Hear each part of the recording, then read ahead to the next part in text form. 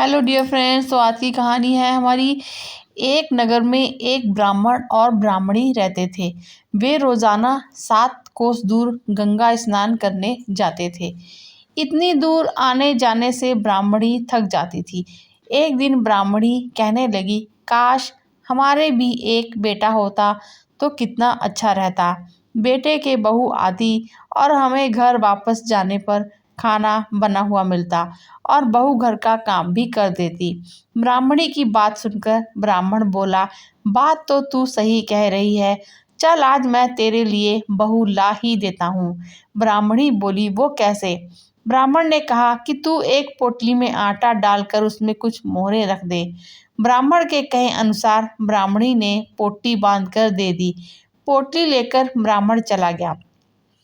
ब्राह्मण अभी कुछ ही दूर गया था कि उसे नदी के किनारे बहुत ही सुंदर लड़कियां दिखाई दी। वे रेत में घर बनाकर खेल रही थीं। उनमें से एक लड़की ने कहा कि मैं अपना घर नहीं तोड़ूंगी, मुझे तो रहने के लिए ये घर चाहिए।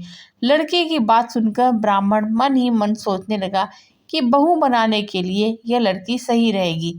जब वह लड़की जाने लगी तो ब्राह्मण भी उसके पीछे पीछे उसके घर तक चला गया। वहां जाकर ब्राह्मण ने उससे कहा, बेटी अभी कार्तिक मास चल रहा है, इसलिए मैं किसी के घर खाना नहीं खाता। मैं आटा लेकर आया हूँ। तुम अपनी माँ से पूछो कि क्या वह मेरे लिए आटा छानकर 4 रोटी बना देगी। यदि वह मेरा आटा छानकर रोटी बनाएगी तो ही मैं रोटी खाऊंगा। लड़की ने जाकर अपनी माँ से सारी बात कह दी। माँ ने कहा, ठीक है, जाकर बाबा से कह दे कि वह अपना आटा दे दें, मैं रोटी बना दूंगी। जब वह आटा छानने लगी तो आटे में से मोहरें निकली। वह सोचने लगी कि जिसके आटे में इतनी मोहरें हैं उसके घर में कितनी मोहरें होंगी। जब ब्राह्मण खाना खाने बैठा तो लड़की की माँ ने कहा, बाबा क्या आप अपने लड़के की सगाई करने जा रहे हो? तब ब्राह्मण ने कहा कि मेरा बेटा तो काशी में पढ़ने गया हुआ है, लेकिन तुम यदि कहो तो खांड कटोरे से विवाह करके तेरी बेटी को अपने साथ ले जाऊं। लड़की की माँ ने कहा, ठीक है बाबा, और फिर खांड कटोरे से अपनी लड़की की शादी करके उसे ब्राह्मण के साथ भेज दिया। ब्राह्मण ने घर जाकर कहा, रामू की माँ दरवाजा खोल, देख मैं तेरे लिए बहू लेकर आया हूँ। ब्राह्मणी बोली, दुनिया तो ताने मारती ही थी, अब आप भी मारने लगे। हमारे तो कोई बेटा ही नहीं है तो बहू कहाँ से आएगी? ब्राह्मण ने फिर कहा कि तू दरवाजा तो खोल कर देख। जब ब्राह्मणी ने दरवाजा खोला तो सामने बहू को खड़ी देखा। उसने बहू का स्वागत किया और आदर सत्कार से अंदर ले गई।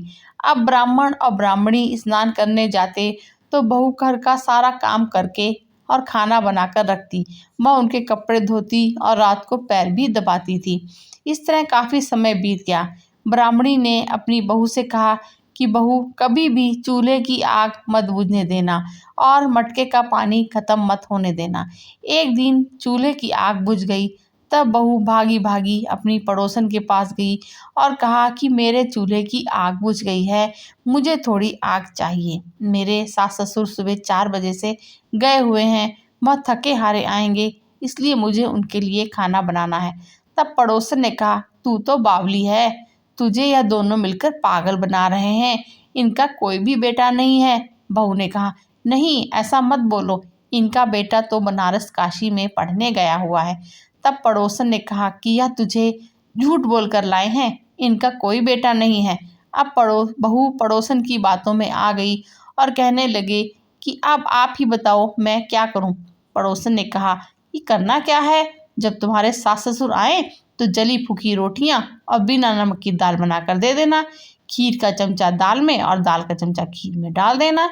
वह पड़ोसन की सारी सीख लेकर घर पर आ जाती है और जब उसके सास ससुर घर आए तो उसने तो उनका आदर सत्कार किया, ना ही उनके कपड़े धोए।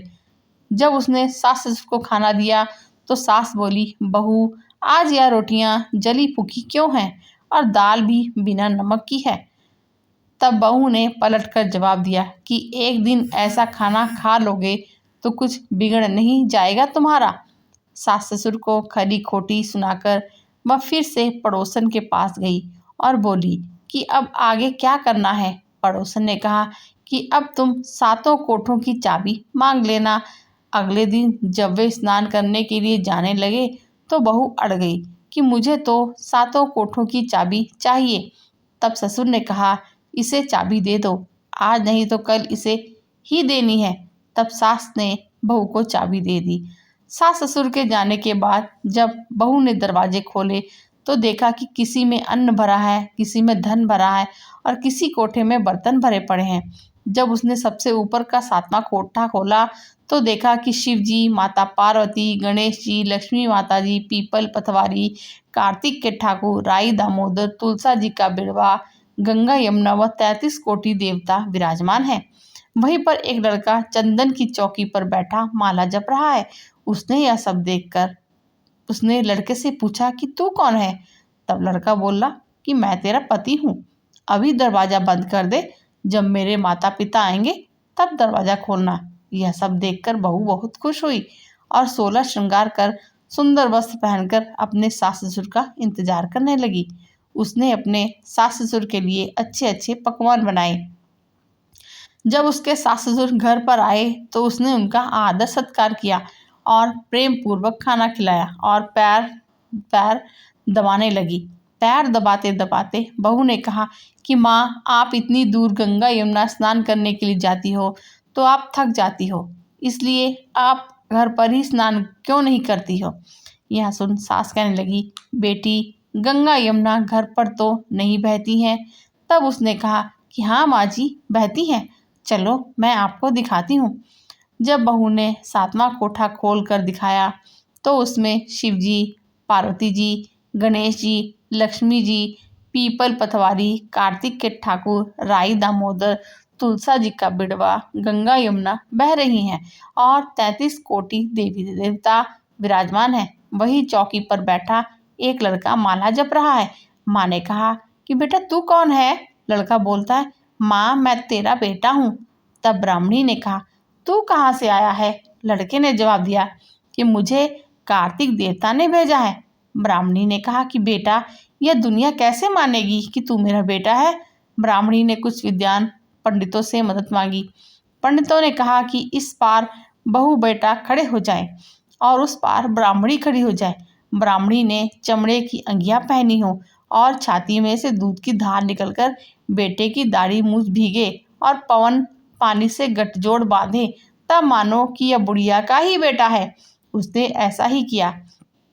चमड़े की अंगियां फट जाती है और छाती से दूध की धार निकलकर बेटे की दाढ़ी मूछ भीग जाती है। पवन पानी से बहू बेटे का गठजोड़ बंध गया। यह सब देख ब्राह्मण और ब्राह्मणी की खुशी का ठिकाना नहीं रहता। हे कार्तिक के ठाकुर, जैसे ब्राह्मण ब्राह्मणी को बहू बेटा दिया वैसे सबको देना। कार्तिक मास की कथा कहने, सुनने और हुंकारा भरने वाले सब पर कृपा करना। Thanks for listening viewers. Thank you so much. मिलते हैं एक नई कहानी में, तब तक के लिए धन्यवाद। Goodbye, bye bye.